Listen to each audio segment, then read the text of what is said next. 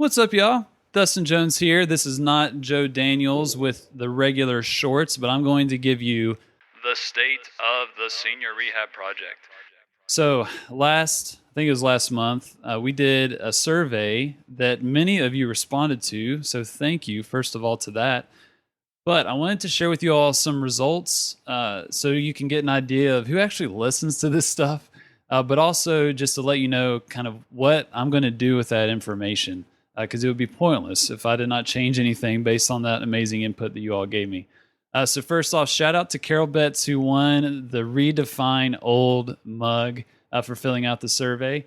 So who is the demographic? So we have 1/3 of a male listening audience, which I was shocked. I thought it would be less, but it's really good to hear. A third of us are men. Yeah. That's the 2/3 of you all are highly motivated women that are changing lives in your patients. So that's cool to see. Half of you all are of the age of 25 to 35, and then 1/3 of you all are of the age of 35 to 50 years old. 3/4 of you all are PTs, 4% are PTAs, and 12% are OTs. 40% of you all work in home health, 20% are in outpatient, 20% are in rehab hospitals, and then only 10% are in acute care, which was interesting. Those are just kind of the highlights of the demographics. But one thing that stuck out to me was my inability to resonate with the students. I know there's several students that are involved in the Facebook group, that I've interviewed as well, some very highly motivated clinicians or student clinicians. But I need to do a better job because if we are going to really push the needle forward for geriatric rehab, then we gotta reach the young people that are coming into the field. So that was a big lesson that I learned. So in terms of what you all really liked about the Senior Rehab Project, hands down, the most consistent theme was that sense of community and just kind of motivation for you in your work. If you just listen to the podcast, you get exposed to some pretty cool things, some different clinicians, some different researchers. Hopefully you're kind of stretched in how you're perceiving your patients and how you're working with them.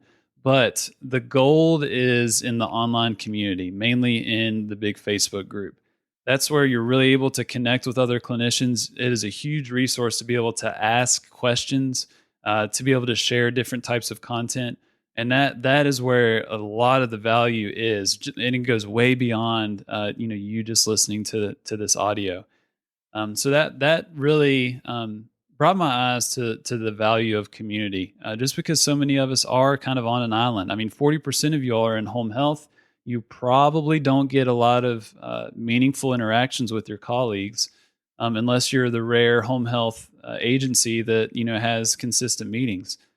So that really stuck out to me. In terms of improving, a lot of the feedback was around talking, more about specific diagnoses.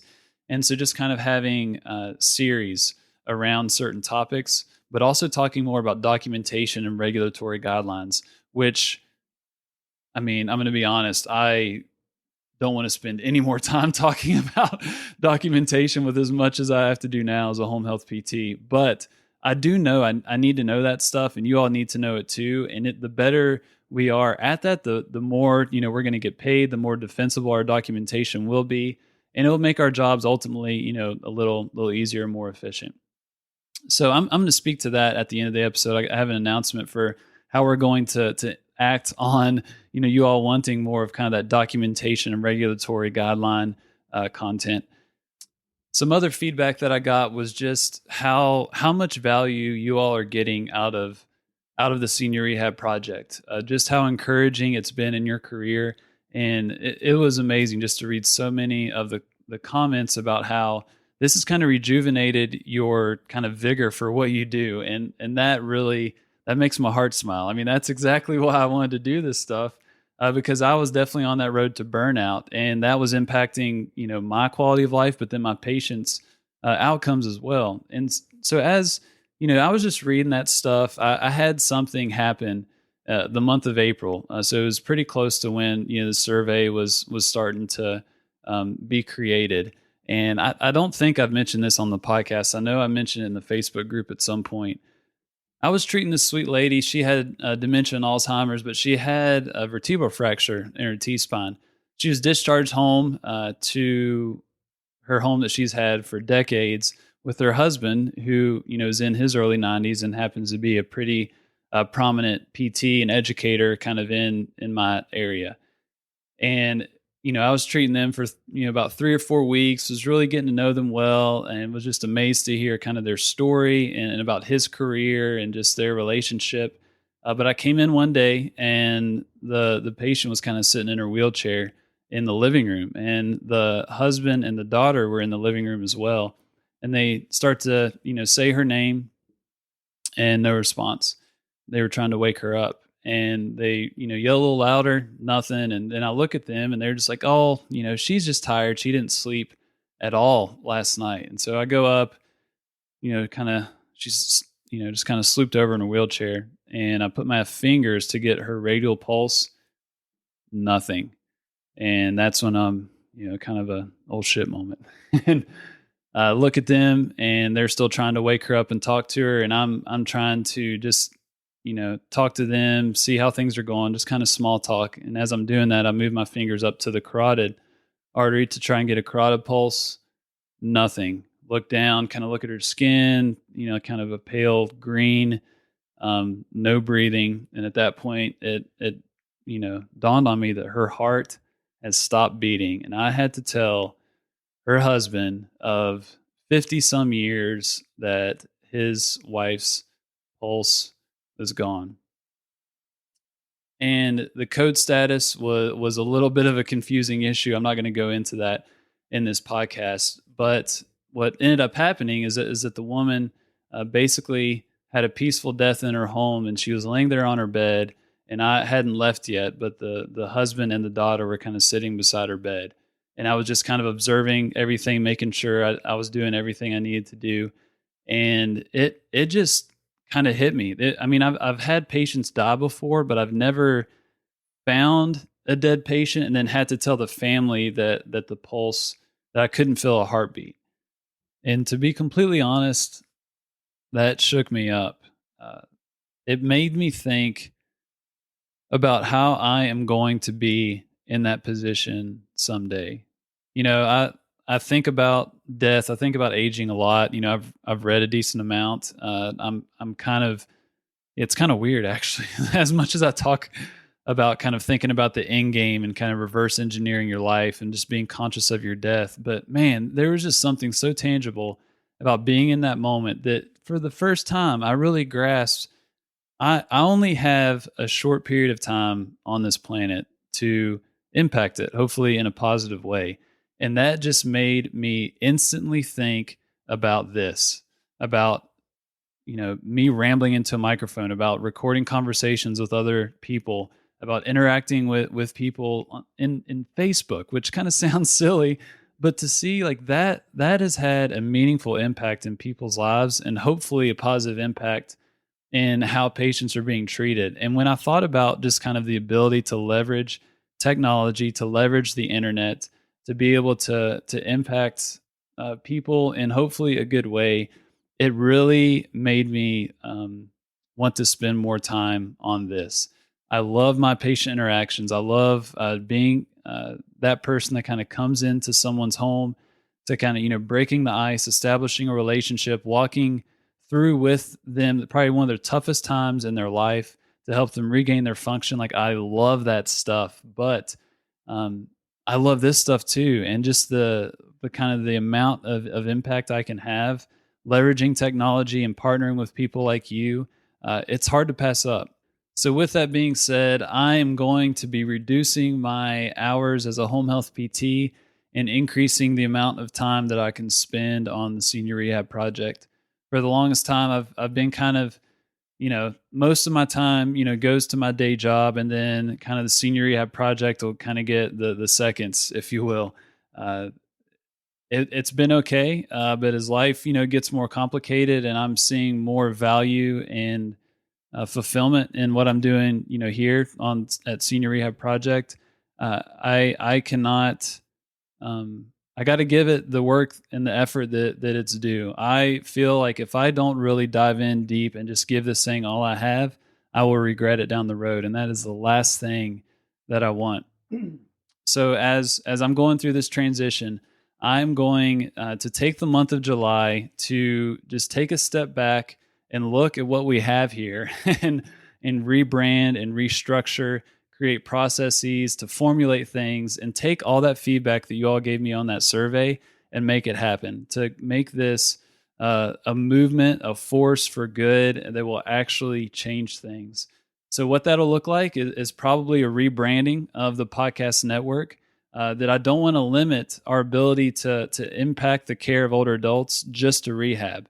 I feel with a rebranding process, we could hopefully partner with other healthcare providers that are outside of our kind of therapy rehab sphere.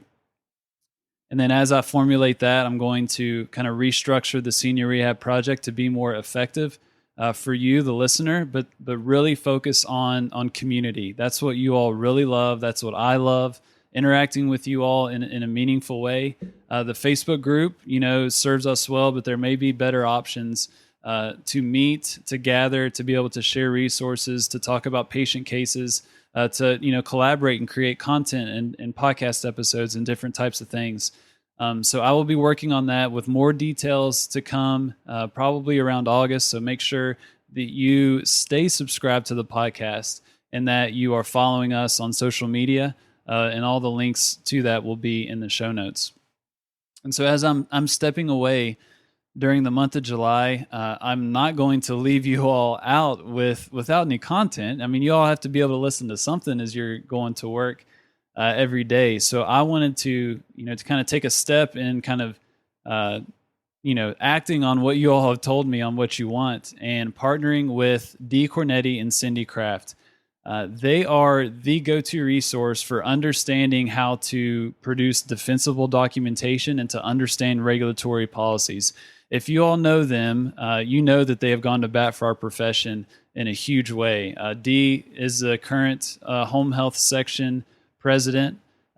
Cindy Kraft was a former home health section president, but they're both super involved in the home health arena, but they have such a wealth of knowledge about all the regulatory guidelines and what we need to do to be able to defend our services and get paid the money that we should get paid.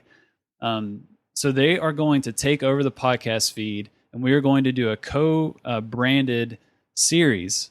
And they are going to lay out for you the ultimate guide to simplify your documentation.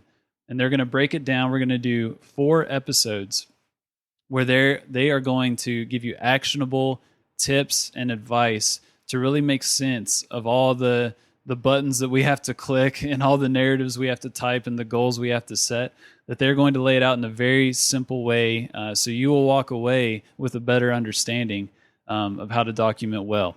And at the end of that series, we are going to do a live webinar where you are going to have the chance to get full access to Dee and Cindy to ask them any questions that you want.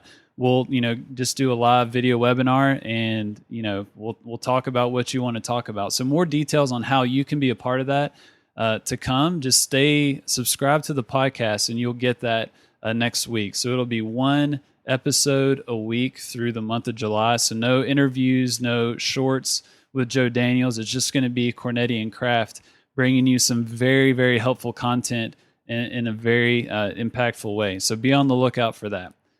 So I just want to close with a sincere thank you. Thank you for listening to this podcast. Thank you for sharing it with your colleagues. Thank you for interacting in the Facebook group.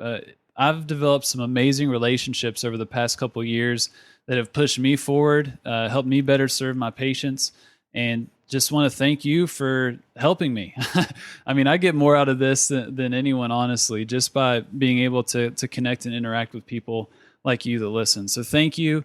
Once again, be on the lookout for the Cornetti and Kraft series that will be playing in July. And I will be back with you with your regularly scheduled programming at the beginning of August. So thank you all. I appreciate you. And do not forget to stay funky.